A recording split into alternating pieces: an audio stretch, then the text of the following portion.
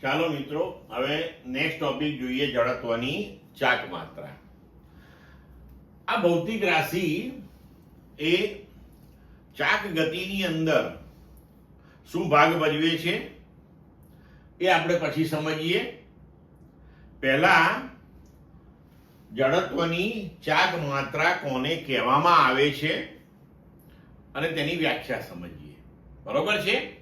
હવે જુઓ, ધારો કે કોઈ દ્રઢ પદાર્થ જે છે એ કોઈ સ્થિર ભ્રમણાક્ષને અનુલક્ષીને ચાક ગતિ કરતો હોય તો તેના દરેકે દરેક કણનો જે રેખીય વેગ છે એ આપણે દર્શાવી શકીએ કે VI બરાબર RI ઓમેગા.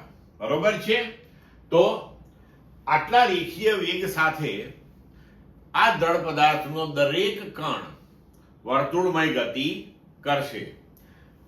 ચાક ગતિની અંદર ઓમેગા એટલે કે કોણીય ઝડપ જે છે એ અચળ છે સમગ્ર પદાર્થ માટે, પણ દરેકે દરેક કણનો રેખીય વેગ અલગ અલગ હશે. એટલે આપણે લખી શકીએ કે VI બરાબર RI ઓમેગા, જ્યાં RI જે છે એ I ક્રમના કણનું પરિભ્રમણાક્ષથી લંબ અંતર આપણે લઈએ છીએ. તો હવે અહીંયા દરેક કણ જે છે એ રેખીય વેગ VI બરાબર RI ઓમેગા અનુસાર વર્તુળાકાર ગતિ કરે, કે જ્યાં I બરાબર 1 2 3 અપ ટુ n આપણે દર્શાવી શકીએ. બરોબર છે? હવે જો કોઈ I ક્રમના કણની ગતિ ઉર્જાનો આપણે વિચાર કરીએ તો ગતિ ઉર્જા બરાબર હાફ mv². બરાબર? I ક્રમના કણનું દળ જો આપણે mi લઈએ તો હાફ mi/vi² બરાબર હાફ mi. v બરાબર r ઓમેગા, તો લખી શકીએ ri² ઓમેગા². હવે જો આપણે સમગ્ર પદાર્થની ગતિ ઉર્જાનો વિચાર કરીએ, બરોબર છે, તો સમગ્ર પદાર્થની ગતિ ઉર્જા આપણે લખી શકીએ હાફ ઓમેગા² અને sigma i equal to 1 to n mi/ri². એટલે બધા જ કણોની ગતિ ઉર્જાઓનો સરવાળો એ આપણને સમગ્ર પદાર્થની કુલ ગતિ ઉર્જા આપશે. બરોબર છે? હવે અહીંયા આ જે પદ મળ્યું આપણને sigma i equal to 1 to n mi/ri², આ પદને કહેવામાં આવે છે જડત્વની ચાક માત્રા.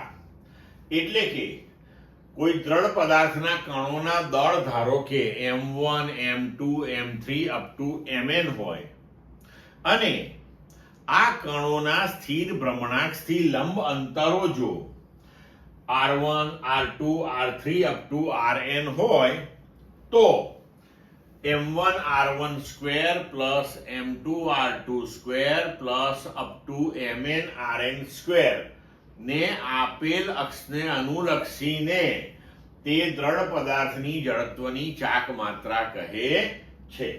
એટલે I બરાબર m1 r1² plus m2 r2² plus up to mn rn² બરાબર આપણે લખી શકીએ sigma i equal to 1 to n mi/ri². આને કહેવાય જડત્વની ચાક માત્રા. તો આના પરથી આપણે જડત્વની ચાક માત્રાની વ્યાખ્યા આપી શકીએ કે કોઈ નિયત ભ્રમણાક્ષને અનુલક્ષીને દ્રઢ પદાર્થના દરેક કણના દળ અને તે કણોના ભ્રમણાક્ષથી લંબ અંતરોના વર્ગના ગુણાકારોના સરવાળાને તે ભ્રમણાક્ષને અનુલક્ષીને તે દ્રઢ પદાર્થની જડત્વની ચાક માત્રા કહેવામાં આવે છે. ક્લિયર મિત્રો? હવે આપણે આગળ જોઈએ તો જડત્વની ચાક માત્રા એ અક્ષની સ્થિતિ, પદાર્થનું દળ, એનો આકાર, કદ અને અક્ષને અનુલક્ષીને એ પદાર્થમાં દ્રવ્યમાનનું વિતરણ કેવી રીતે થયેલું છે આ બાબતો ઉપર આધાર રાખે છે. જો ભ્રમણાક્ષ બદલાઈ જાય તો ભ્રમણાક્ષને અનુલક્ષીને દ્રવ્યમાનનું વિતરણ પણ બદલાય. એટલે જ્યારે જડત્વની ચાક માત્રા આપણે શોધતા હોઈએ કે રજૂ કરતા હોઈએ ત્યારે કઈ ભ્રમણાક્ષને અનુલક્ષીને આ જડત્વની ચાક માત્રા આપણે લીધેલી છે એ ખૂબ જરૂરી છે. આ ખાસ ધ્યાન રાખજો. ભ્રમણાક્ષ બદલાય તો જડત્વની ચાક માત્રા બદલાઈ જાય. બરોબર. હવે આ જડત્વની ચાક માત્રા એ શું ભૌતિક રાશિ છે?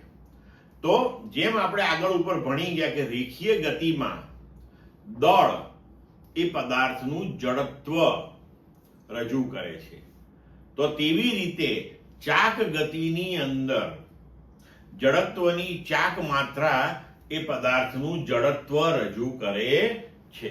એટલે કે રેખીય ગતિની અંદર દળ જે ભાગ ભજવે છે તે જ ભાગ ચાક ગતિની અંદર જડત્વની ચાક માત્રા ભજવે છે. બરોબર.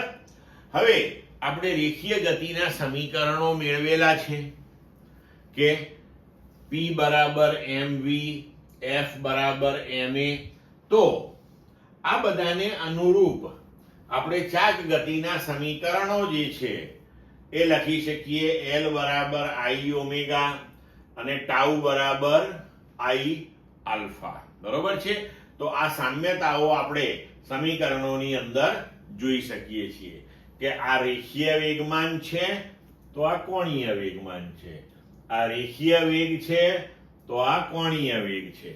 તો પછી રેખીય ગતિમાં દળ એ જડત્વ દર્શાવે છે, તો અહીંયા ચાક ગતિમાં જડત્વની ચાક માત્રા એ જડત્વ દર્શાવે છે. તેવી જ રીતના F બરાબર ma અને ટાઉ બરાબર I આલ્ફાની સરખામણી પરથી પણ આપણે આ વસ્તુ કહી શકીએ કે બળ રેખીય ગતિ માટેનું જવાબદાર પરિબળ, રેખીય પ્રવેગ ટાઉ ચાક ગતિ માટે જવાબદાર પરિબળ, આલ્ફા ચાક ગતિ માટેનો પ્રવેગ એટલે કે કોણીય પ્રવેગ.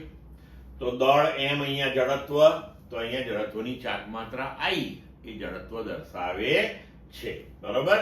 જડત્વની ચાક માત્રા I બરાબર mr સ્ક્વેર, એટલે એનો એકમ થશે કિલોગ્રામ ઇન્ટુ મીટર સ્ક્વેર અને તેનું પારિમાણિક સૂત્ર થશે m1 L2 T0. ક્લિયર મિત્રો?